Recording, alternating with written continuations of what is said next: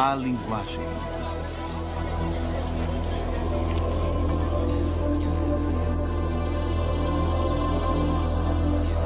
A linguagem é um sistema de comunicação tão sofisticado que consegue expressar desde as necessidades mais básicas aos conceitos e emoções mais complexos. As palavras podem descrever coisas que não estão presentes e até, se necessário, coisas que não existem.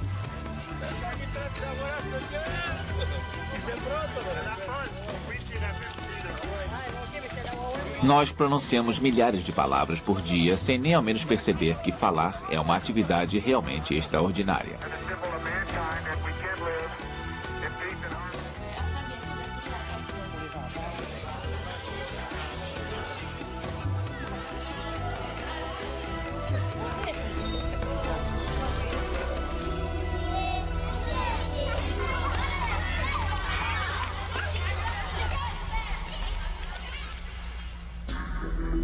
Em busca da língua-mãe.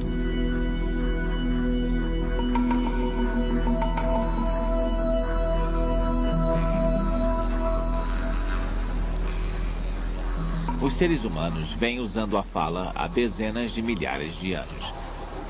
Mas ninguém sabe com certeza quando foi que nossos antepassados começaram a tentar falar. Nós só podemos conjecturar.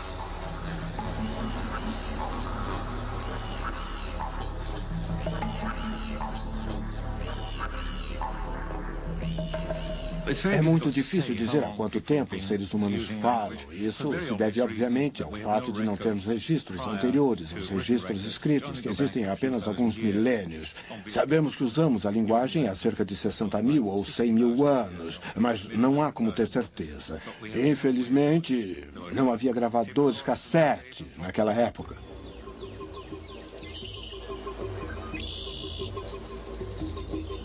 Como nossos ancestrais deixaram de se comunicar como animais e desenvolveram algo tão complexo quanto a fala humana? Esse mistério ainda não foi esclarecido.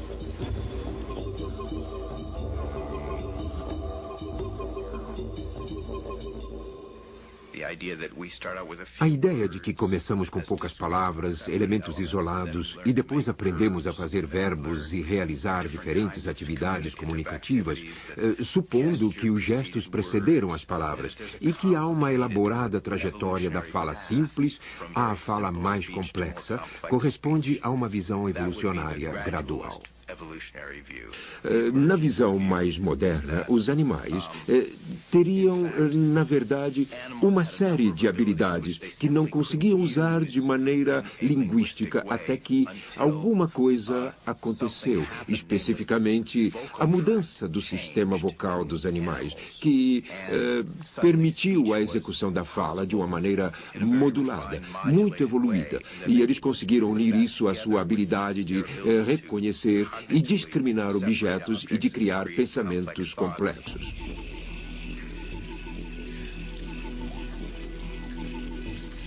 Com a evolução humana, a laringe passou a fazer parte da garganta.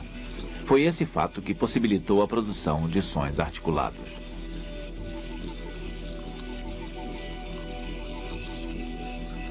Por causa da posição peculiar da laringe, a comida pode desviar-se para a traqueia. Como consequência, os seres humanos são os únicos animais que podem morrer sufocados enquanto comem.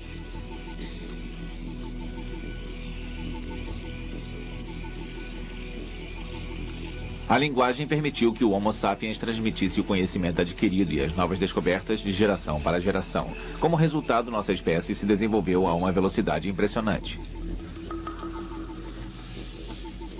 Com o uso da fala, por exemplo, foi provavelmente mais fácil aprender a fabricar e utilizar ferramentas cada vez mais sofisticadas.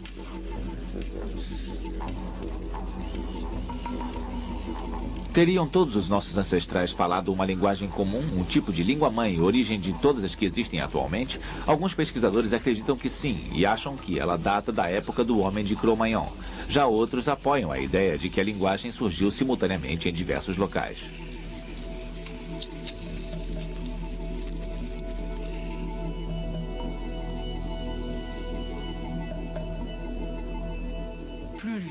Quanto mais primitivas as sociedades, maior é a diferença entre elas. Por isso, devemos concluir que os seres humanos pré-históricos dispunham de vários modos de expressão linguística e que, à medida que foram se agrupando em grandes unidades de civilização, como impérios ou estados, esses modos linguísticos foram ficando mais padronizados e modelos cada vez mais específicos foram adotados e popularizados.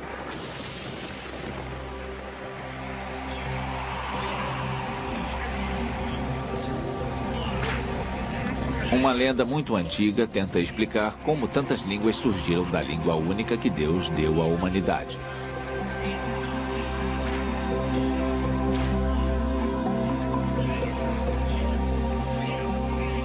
É a história da Torre de Babel. O rei da Babilônia ordenou a construção de uma torre enorme que deveria alcançar o céu. A torre ficou tão alta que um operário levava 1 ano para carregar os tijolos de sua base até o topo.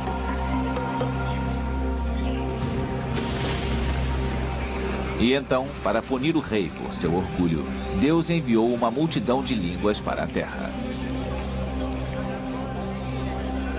Os operários não conseguiam mais se entender e tiveram que abandonar o trabalho na torre.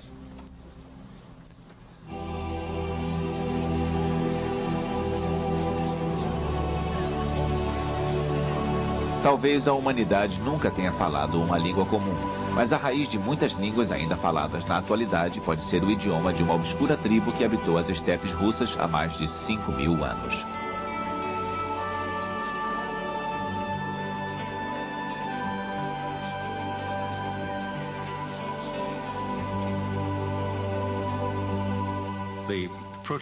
O proto-indo-europeu é o ancestral da maioria das línguas faladas hoje na Europa, das línguas românicas, como o italiano, o francês e o espanhol.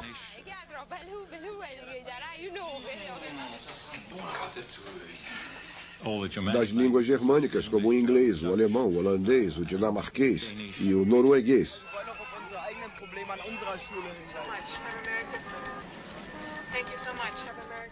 Das línguas eslavas, como o russo e todos os idiomas desse grupo, e também de algumas línguas da Pérsia, onde hoje é o Irã, e do hindi, na Índia.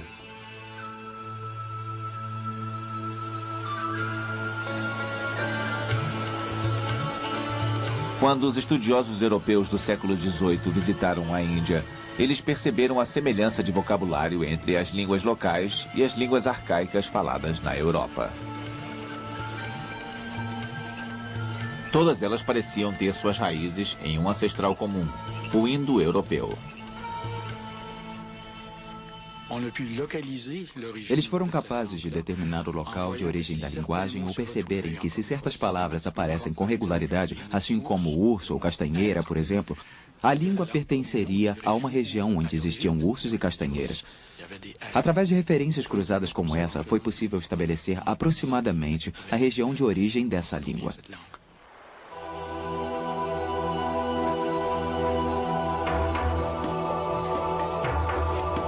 Os indo-europeus eram provavelmente guerreiros seminômades.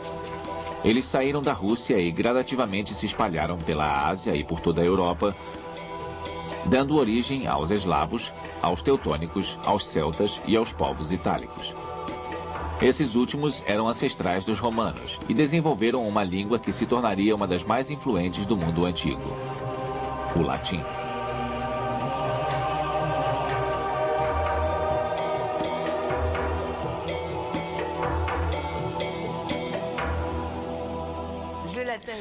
O latim é uma língua muito singular, pois hoje a consideramos uma língua culta.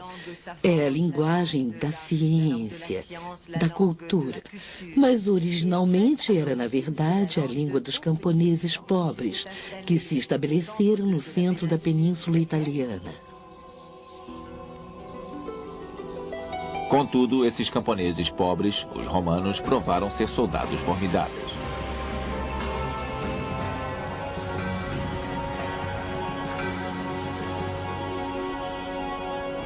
À medida em que as legiões romanas ocupavam as terras conquistadas, o latim espalhou-se pelo mundo ocidental.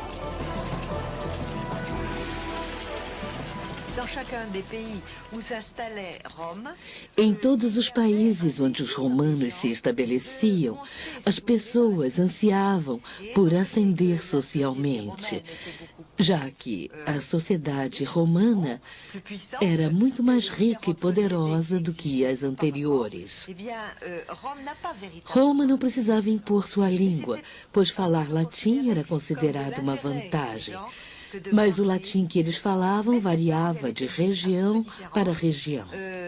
Dans chacune des régions où Rome s'est installée.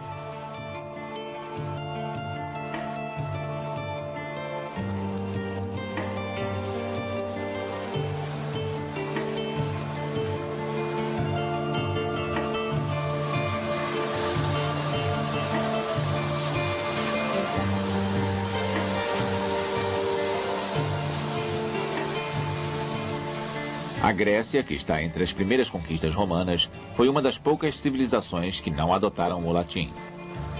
Em vez disso, foram os conquistadores romanos que incorporaram diversos elementos da cultura grega, a qual admiravam muito. As crianças romanas chegavam a ter escravos gregos como professores. Por esse motivo, a cultura que rapidamente se espalhou por toda a Europa foi chamada de greco-romana. O latim foi influenciado pelo grego e gradualmente tornou-se a primeira língua internacional.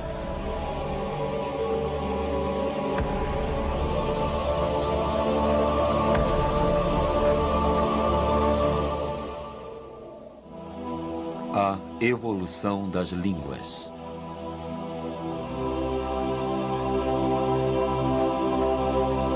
A mistura do latim aos idiomas falados por alguns dos povos dominados deu origem a uma nova família de línguas.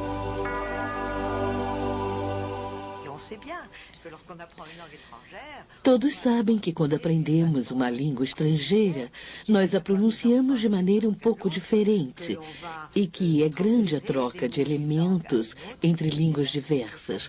Foi assim que surgiram as chamadas línguas românicas, as línguas que derivam do latim.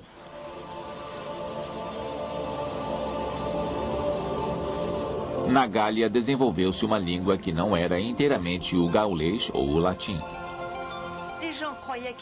As pessoas pensavam que ainda falavam latim, mas na verdade já estavam falando francês arcaico.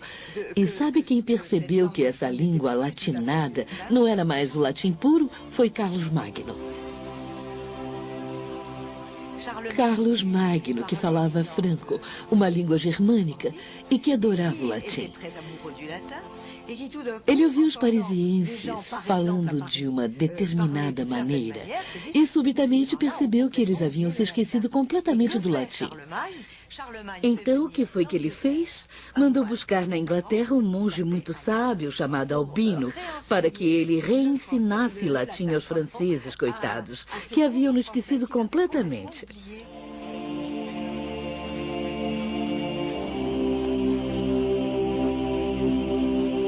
Entretanto, o latim continuava a ser ensinado somente a burocratas, estudiosos e clérigos.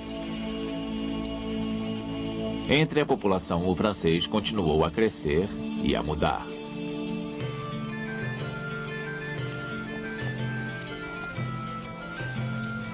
A Europa medieval era um lugar de grande diversidade linguística.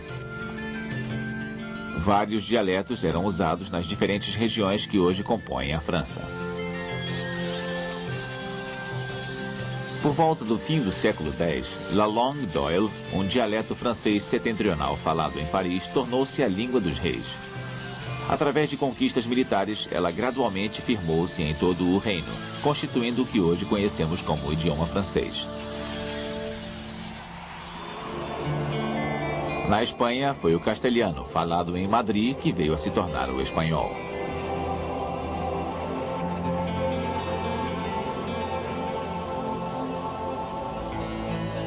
Na Itália, a vitória do toscano, um dialeto do norte, não foi conquistada com armas. Foi graças a 3 grandes escritores florentinos do século XV, Dante, Petrarco e Boccaccio, que o toscano se tornou a língua da elite.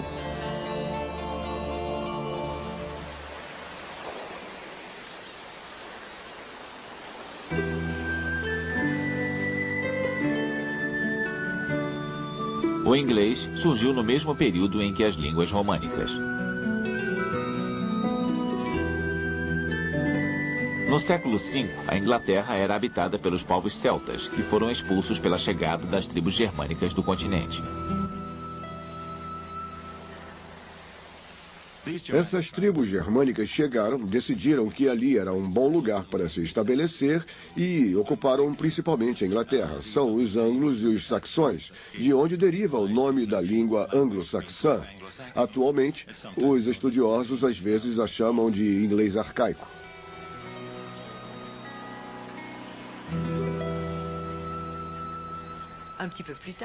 Pouco depois, outros grupos germânicos chegaram, dessa vez vindos da Escandinávia. Eram os vikings.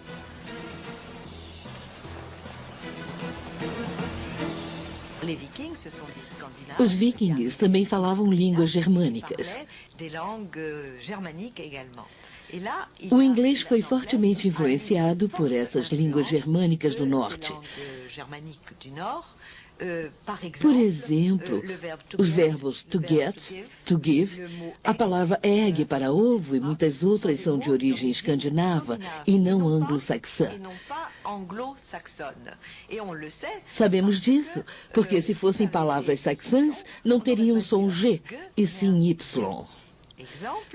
Por exemplo, em inglês se diz yesterday e não yesterday.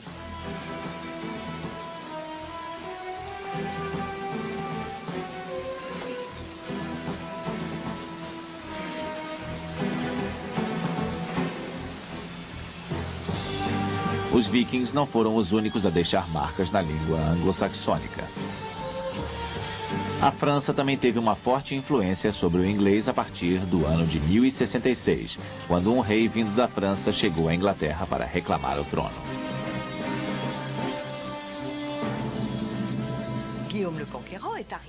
William, o Conquistador, havia chegado e se tornou rei da Inglaterra. Toda a sua corte falava normando e depois passou a falar francês.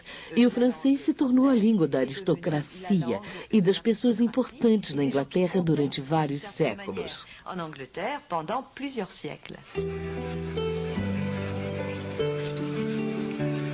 A influência francesa pode ser vista, entre outros aspectos, nos termos culinários.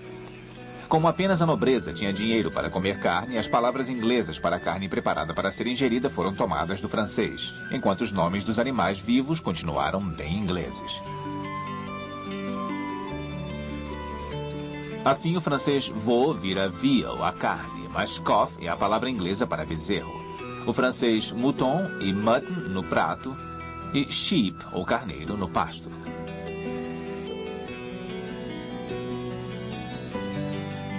Passaram-se 3 séculos até que Henrique IV subisse ao trono e o rei da Inglaterra voltasse a ter o inglês como sua língua-mãe. Foi nesse período que o inglês começou a se uniformizar.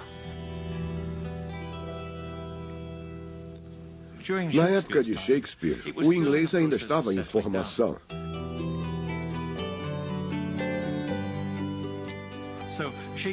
Isso deu a ele uma vasta gama de escolha. Era também uma época em que era possível criar palavras novas e importar e adaptar outras do latim, do francês ou de outras línguas. Nesse sentido, Shakespeare foi um grande inventor e muitas palavras foram registradas pela primeira vez em suas obras.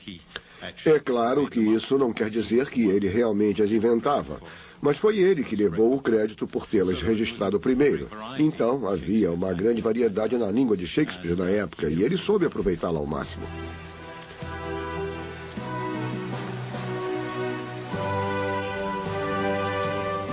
O reinado de Elizabeth testemunhou o nascimento de uma literatura e uma cultura verdadeiramente inglesas. Apesar disso, o inglês ainda tinha pouca influência em outros países.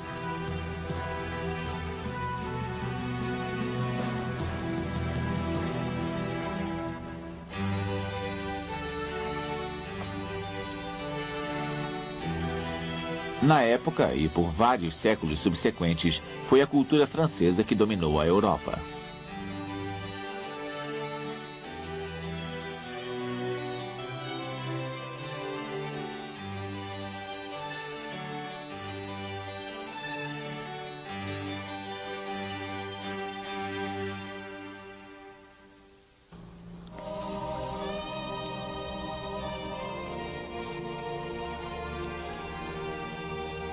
O francês era a língua de todas as embaixadas.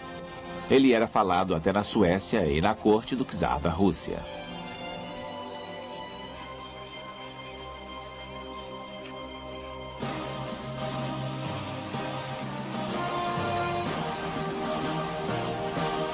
Mas a soberania do francês estava ameaçada. As línguas de outras potências colonizadoras, como Espanha, Portugal e Inglaterra, eram cada vez mais utilizadas em todo o mundo.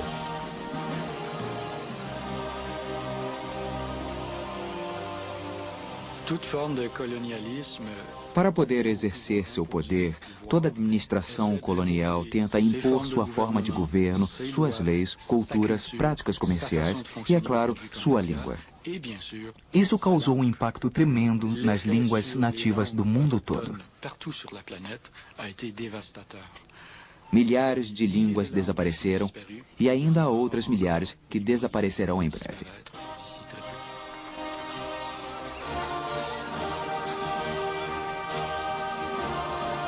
Com a expansão do Império Britânico, onde se dizia que o sol nunca se punha, a língua inglesa aumentou sua esfera de influência no mundo, gradualmente conquistando o status de língua internacional que desfruta até hoje.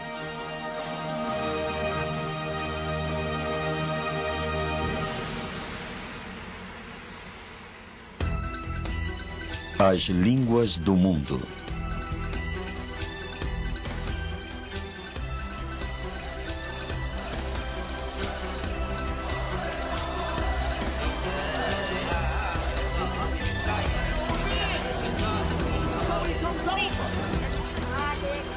Todas as línguas faladas no mundo atualmente podem ser agrupadas em poucas e abrangentes famílias.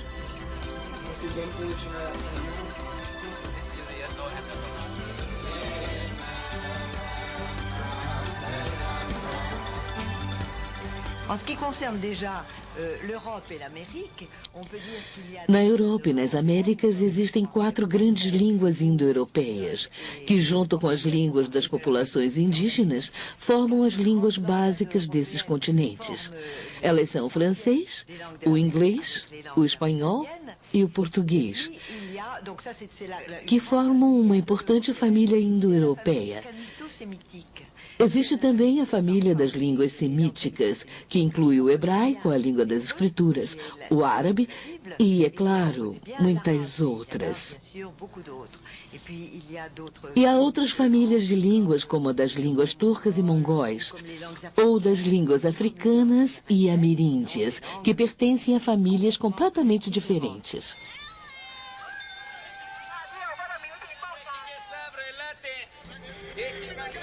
Nosso planeta está dividido em cerca de 250 estados nacionais, mas o mundo abriga muito mais línguas do que isso.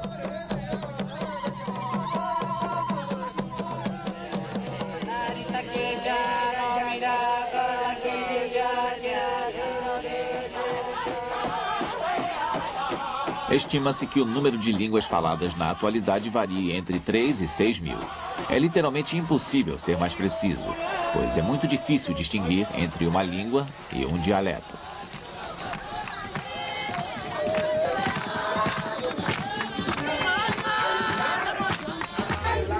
Em termos gerais, uma língua é um dialeto que tem um sistema de escrita padronizado, ensinado em escolas e usado para fins administrativos.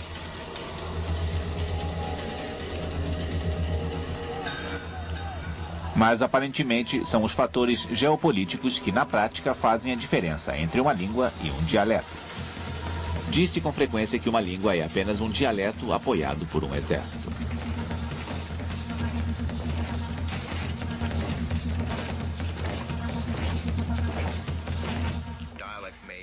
Os dialetos podem ser associados a poderes governamentais ou a verdadeiros exércitos e acabar dominando uma sociedade. Existem muitas línguas que dizemos ser distintas, mas que são apenas dialetos diferentes. Isso porque há um governo envolvido. O norueguês, o dinamarquês e o sueco são muito parecidos, mas por pertencerem a países diferentes, dizemos que são línguas diferentes.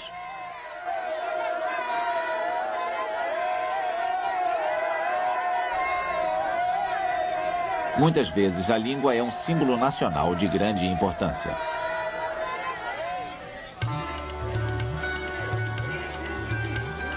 A Índia é a exceção que confirma a regra. O governo indiano reconhece 18 línguas oficiais. Enquanto o hindi e o inglês são os idiomas mais utilizados nas comunicações oficiais, muitas línguas são usadas no dia a dia.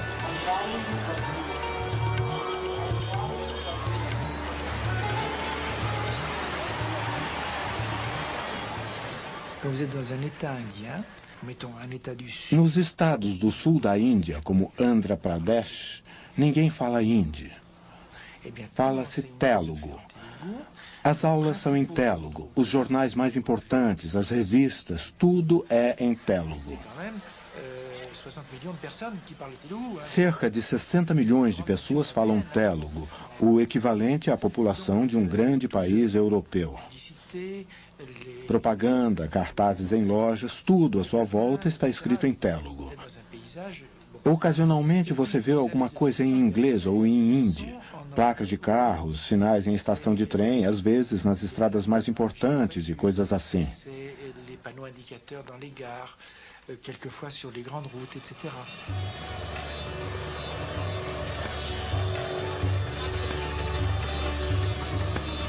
Ao todo, mais de 400 línguas são faladas na Índia. Algumas por apenas alguns milhares de habitantes isolados nas regiões mais remotas.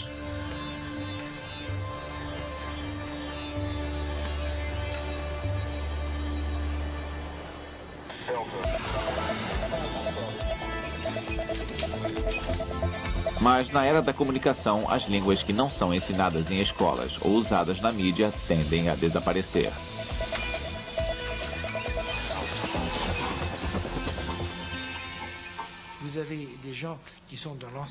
Na sociedade tradicional antiga, as pessoas falam apenas sua própria língua. Seus filhos vão à escola e se tornam bilíngues. Seus netos falam apenas uma língua, pois os pais bilíngues não veem a necessidade de ensinar-lhes a língua de seus avós, e as crianças aprendem somente a língua que aprendem na escola, a língua do Estado. Em 3 gerações, eles passam de sua língua nativa, a língua tribal, ancestral, como quiserem chamar, para a língua do Estado, que se torna suprema em todas as áreas.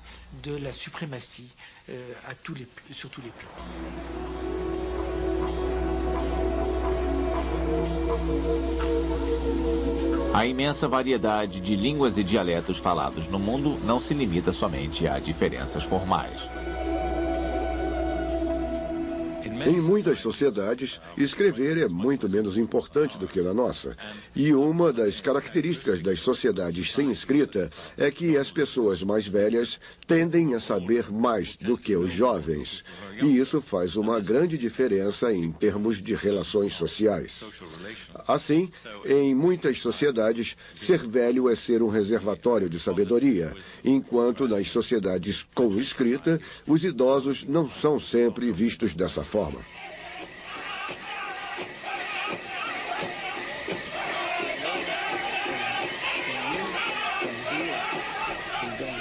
As palavras transmitem a herança histórica e cultural de um povo. Elas refletem diversos valores e um sem número de realidades.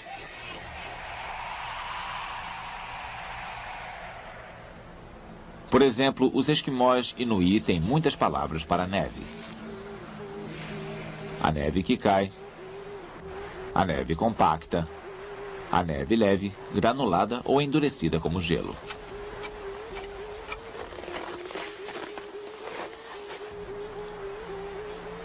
Eles precisam de todas essas palavras porque a neve é tanto a superfície em que eles se locomovem quanto o seu material de construção.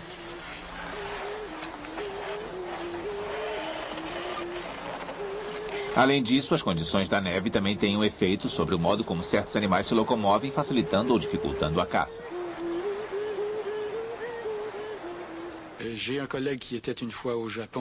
Um colega meu estava no Japão e um caminhão fechou perigosamente o táxi em que ele estava. O motorista berrou algo para o caminhoneiro. Meu colega soube mais tarde que ele tinha dito apenas "isso é perigoso", sem usar as palavras que indicam cortesia. Foi um tremendo insulto em japonês. Para insultar alguém no Japão, você retira palavras. Nas culturas francesas, especialmente em Quebec, se quiser insultar alguém, você faz uma longa lista de ofensas.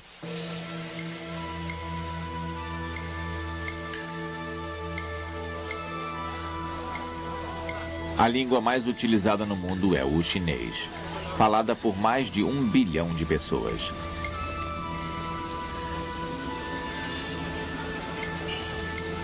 Mas isso não basta para fazer do chinês uma língua internacional. A língua internacional mais utilizada é a inglesa.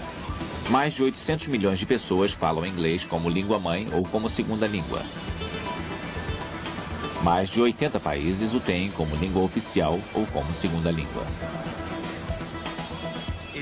Não acho que foi ao acaso que o inglês se difundiu tanto, por causa da importância política dos Estados Unidos na atualidade. Aliada à força do Império Britânico no passado, o poder que os Estados Unidos têm hoje faz do inglês uma língua muito dominante.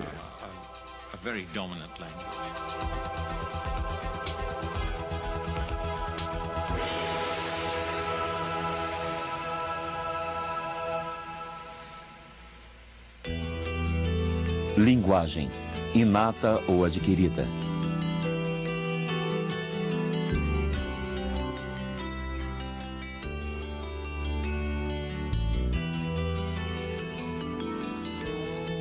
Uma das grandes questões sobre a linguagem é se ela é inata ou adquirida. Seriam todos os seres humanos programados para falar ou será que precisamos aprender? E se não aprendêssemos, nunca seríamos capazes de falar?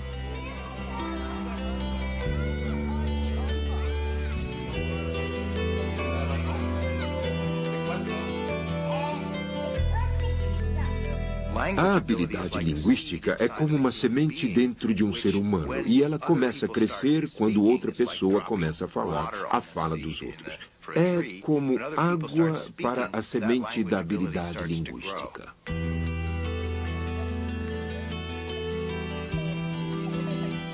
Um bebê ao nascer é uma das criaturas mais vulneráveis que existem.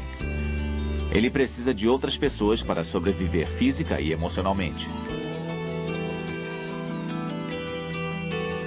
Aprender a falar é uma das maneiras que o bebê tem de constituir relações com o mundo à sua volta.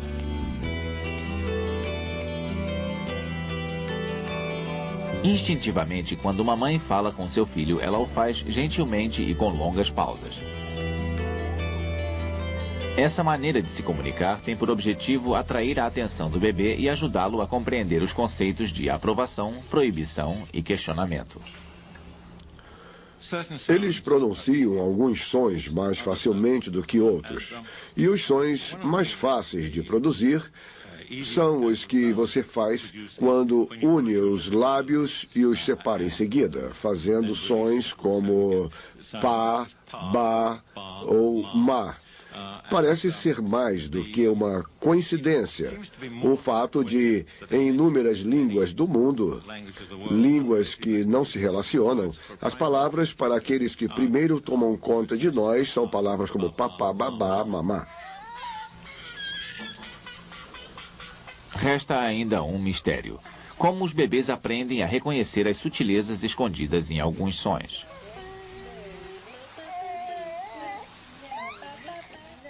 Um amigo meu, na verdade um aluno, fez um longo estudo sobre a palavra "oh-oh". É uma das palavras mais complicadas que podemos imaginar. Não é uma palavra de verdade, mas tem um significado bem distinto, pois indica que você esperava algo, mas outra coisa aconteceu. Toda uma noção de imaginação está embutida na simples expressão "oh-oh". Crianças muito jovens são capazes de relacionar dois conceitos diferentes com uma só palavra. Um exemplo seria uma criança de 1 ano e meio de vida que vê os óculos do pai e não fala óculos, e sim papai.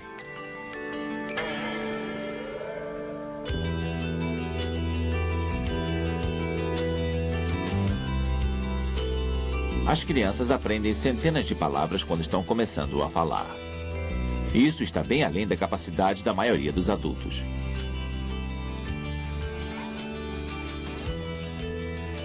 Mesmo as crianças muito jovens compreendem as regras gramaticais básicas da língua falada à sua volta. Isso foi algo que estudei pessoalmente para descobrir como funcionava e deu certo. No estágio de 2 palavras, uma criança inglesa diz joga bola e uma criança alemã diz bola joga. Elas já aprendem estruturas diferentes ao associar palavras. É nesse estágio de 2 palavras que se aprendem as estruturas fundamentais da língua.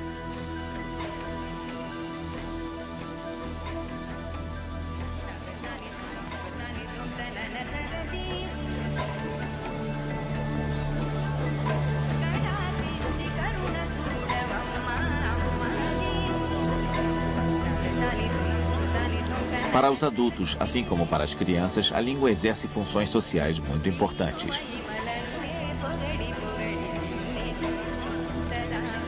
O fato de compartilharmos de uma língua, um dialeto ou mesmo de um sotaque faz de nós integrantes de um grupo.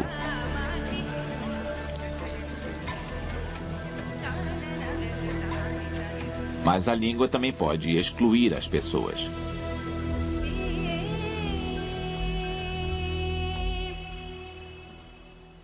O preconceito linguístico pode ser um problema tão sério quanto o preconceito racial. Ele se torna uma maneira de julgar as pessoas em somente alguns segundos. Se todos os dialetos são iguais, devemos respeitá-los como tal. Mas nós sabemos que as pessoas tomam decisões muito apressadas e emocionais em relação aos outros com base no jeito como elas falam. Os códigos, as regras, os vocabulários, tudo que na língua permite que nós nos identifiquemos com um grupo é também o que nos permite excluir os outros.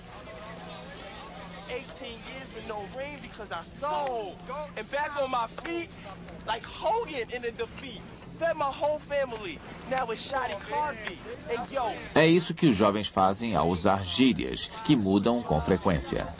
Assim, é quase impossível que alguém fora de seu grupo consiga aprendê-las. É um dos dialetos que muda mais rapidamente no mundo.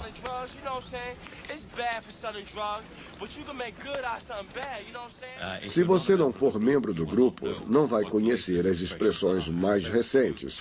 E é por isso que ouvimos pessoas mais velhas usando expressões que os jovens já abandonaram há muito tempo.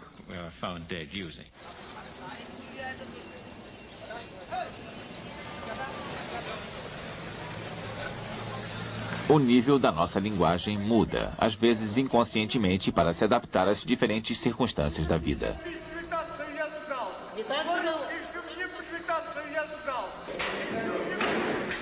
Nós falamos de formas diferentes com pessoas diferentes. Falamos de formas diferentes quando estamos numa situação informal com nossos amigos e quando estamos numa situação formal com pessoas com quem temos menos intimidade. Falamos diferentemente se nos dirigimos a alguém mais velho ou a um superior do que quando falamos com alguém numa posição social inferior ou com alguém mais novo, ou com nossos colegas, e assim por diante. As maneiras como falamos variam muito.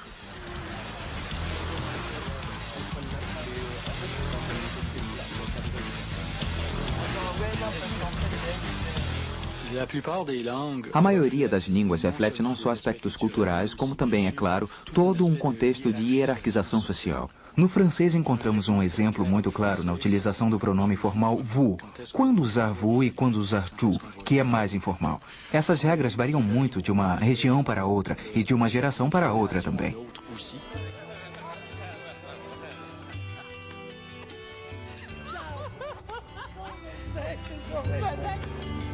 Em qualquer cultura, a comunicação entre as pessoas também depende da linguagem corporal.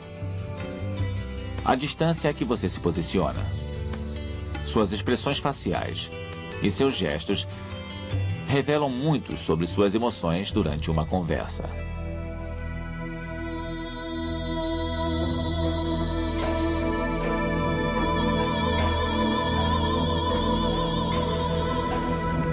Mas, sem palavras, os seres humanos não conseguem expressar todas as sutilezas de seu pensamento, que ficam limitadas pelo silêncio.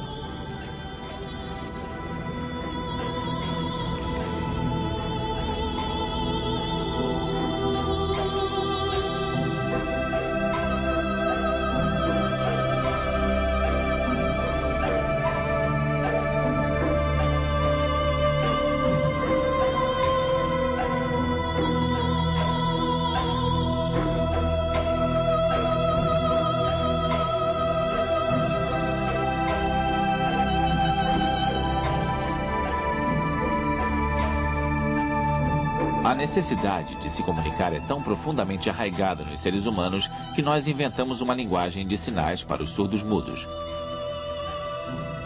Uma linguagem tão rica que é capaz de expressar até as ideias mais complexas.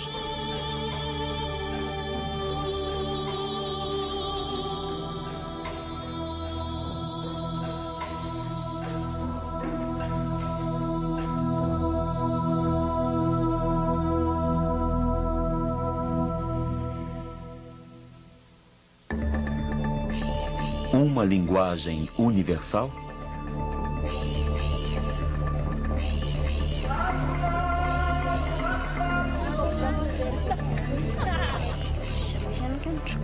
A raça humana fala há dezenas de milhares de anos.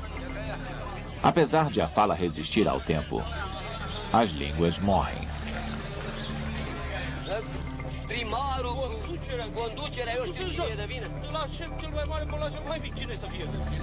Uma vez que as palavras expressam atividades e ideias que mudam constantemente, as línguas também devem mudar.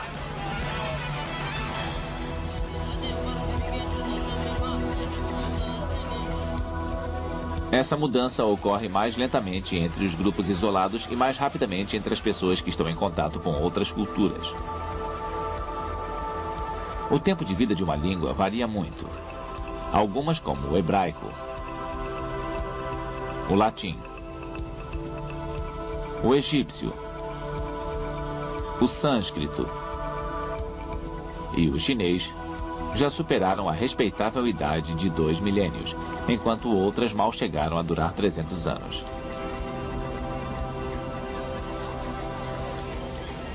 Quando uma determinada proporção de pessoas dentro de uma sociedade torna-se bilíngue, a língua tradicional tende a desaparecer gradualmente.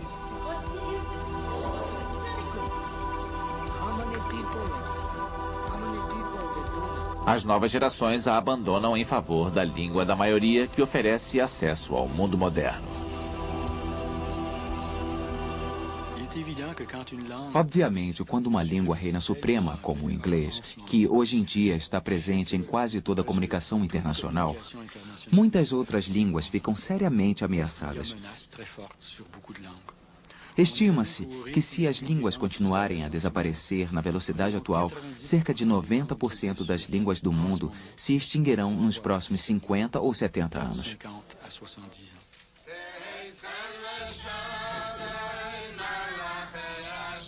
É possível salvar uma língua moribunda? Em Israel, os colonos judeus literalmente ressuscitaram uma língua que havia morrido séculos antes. O hebraico tornou-se novamente uma linguagem cotidiana, uma língua falada nas ruas. Mas a maioria dos esforços nesse sentido está fadada ao fracasso.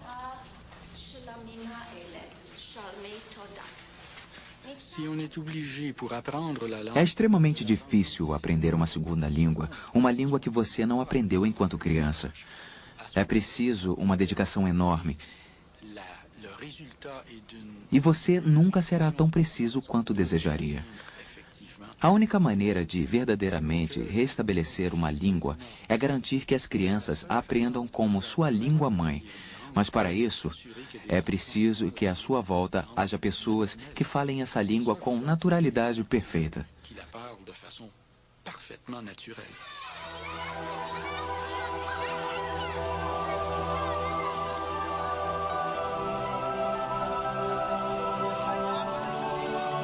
Se nós falássemos menos línguas, a comunicação entre os povos seria mais fácil.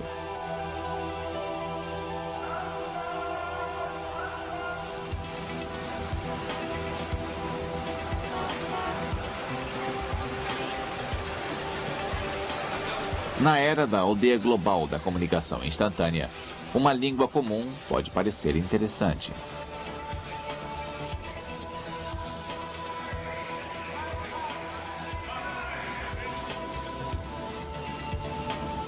A criação de uma língua universal não é uma ideia nova. Em 1887, o médico polonês Ludwig Zamenhof inventou o Esperanto.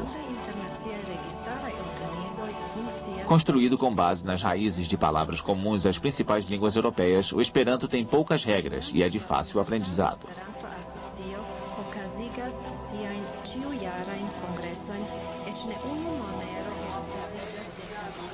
Mas é uma criação artificial que nunca criou raízes, pois não tem ligação com o cotidiano. É preciso haver uma pressão social muito forte para que a língua-mãe seja substituída por outra.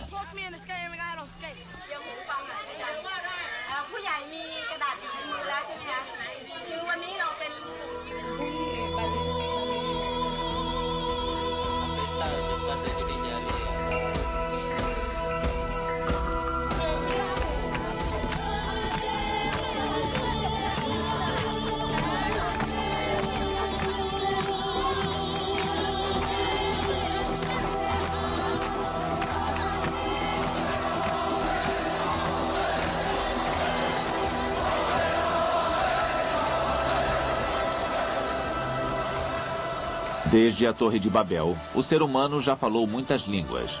E o dia em que todos nós usaremos uma língua universal provavelmente nunca chegará. Mas é possível que na metade do século XXI, apenas 100 idiomas sejam falados em nosso planeta.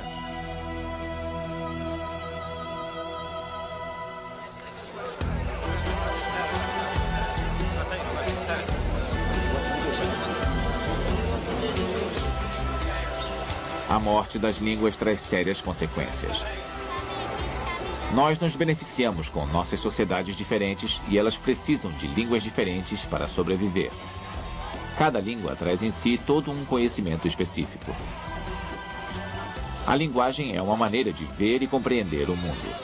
Perder as palavras com que nos expressamos é perder tudo isso. É difícil prever como se dará a evolução das línguas. Mas uma coisa é certa, os seres humanos sempre foram capazes de se adaptar. Se no futuro não tivermos palavras para expressar o mundo que nos cerca, é bem provável que nós inventemos as palavras que faltarem.